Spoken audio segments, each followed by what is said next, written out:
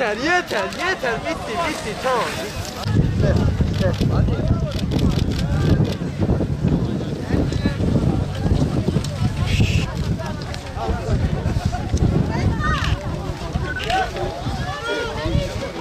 Türkiye Kayak Federasyonu'nun 2019 yılı programında yer alan kayaklı koşu etap yarışması 16 ve 17 Ocak tarihleri arasında, yani bugün ve yarın burada yapılacaktır. Gördüğünüz üzere Bitlis'imizdeki eleman mevkii bu yarışmalar için son derece uygundur. Bugün burada yaklaşık 500 civarında sporcu ile teknik ekip ve antrenörler sayısı da 100 olmak üzere 16 ilden 700 civarında misafirimizi ağırladık. Başta konaklama, barınma imkanları ücretsiz olmak üzere sporcularımızın ve antrenörlerimizin, misafirlerimizin tüm ihtiyaçları giderilmiştir. Bu tür yarışmaların arzumuz odur ki Bitlis'imize artarak verilmesi. Çünkü diğerlerimiz bu konuda çok değerlendirilmiş durumdadır. Bu sebeple Türkiye Kayak Federasyonu Başkanımıza bu yarışmanın bu etabının burada yapılması için katkı sunan bütün destekleyen kurumlarımıza çok teşekkür ediyorum.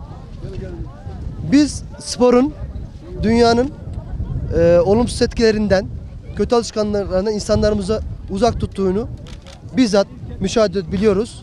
Arkada gördüğünüz gibi sporcularımızın burada aklına herhangi bir bağımlılık, herhangi bir olumsuz alışkanlığın gelmemesi üzerine kendilerini spora adamış bir ekip görüyorsunuz. Bundan son derece memnunuz, mutluyuz. Bu sebeple tüm sporcularımızı tebrik ediyorum ben. Böyle bir tercihte bulunduklarından dolayı. Çünkü kendilerini korumuş, kendilerini kurtarmış oluyorlar. Ben tekrar hepsine başarılar diliyorum. Ve Bitlis ilimizin bu tür organizasyonlarda sürekli değerlenmesini arz ediyor, talep ediyor, temenni ediyorum. Öncelikle ilimizin tanınırlığını artıracaktır. Bitlis'imiz hangi konularıyla biliniyor? Van Gölü ve ahlat konusuyla biliniyor. Turizm konusunda çok bilinmiyor. Halbuki bizim bunun dışında başka kayak pistlerimiz de bulunmaktadır. Bu tür organizasyonlar yapıldığı zaman, basında çıktığı zaman şu görülecek ki Allah Allah, Bitlis'te de demek ki böyle organizasyonlar yapılacak tesislerimiz, olanaklarımız varmış. Buraya da gidilebilir, denilebilir. Hem soğuğundan hem sıcağından ilimizin faydalanılabilir. Buraya herkesi daha biraz önce de bahsettiğim gibi davet ediyorum. Bitlis'imize gelsinler, görsünler. Ben de yeni geldim. Ben de görüyorum ve gördükçe seviyor ve ısınıyorum Bitlis'imize. Herkesi tekrar buraya davet ediyorum. 15-17 Ocak 2019 tarihinde faaliyet programımızda yer alan kayaklı koşu başlangıç yarışı. Bitlis'te startını bugün verdik. Teknik olarak bugün burada 420 sporcu serbest stilde yarışmalarımız başladı. Şu an yarışmalar devam ediyor. Bu gelen bütün yani Türkiye geneli bu yarışma. Gelen arkadaşlar doğru düzgün bir şekilde bunların önemli olan illerine uğurlamamız. Bugün hava da çok güzel. Kayaklı koşu için elverişli bir hava. Ben bütün sporcularımıza başarılar diliyorum. Centilmence bir yarış olur inşallah. Tamam. Kendinizi tanıtın, ondan sonra... Benim adım Mert, soyadım Yiğit. 16 yaşındayım. Kayseri'den katılıyorum yarışmaya. Aslen Maraşlıyım.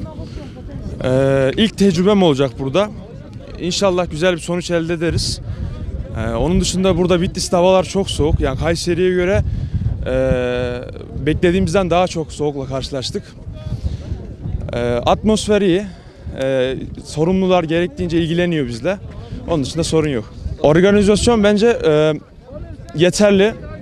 Yani elinden gelen yapılmış görevliler tarafından.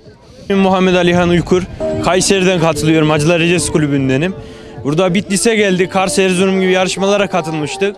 Ama buranın da rakım farkı yüksek olduğundan genelde Kayseri'ye göre değişmekte ama yine organizasyon olarak güzel olmakta. Bitlis çok güzel, şu an gezme fırsatı, dün geldik hava soğukluğundan dolayı da. İnşallah yarın falan gezmeyi düşüneceğiz merkez olarak.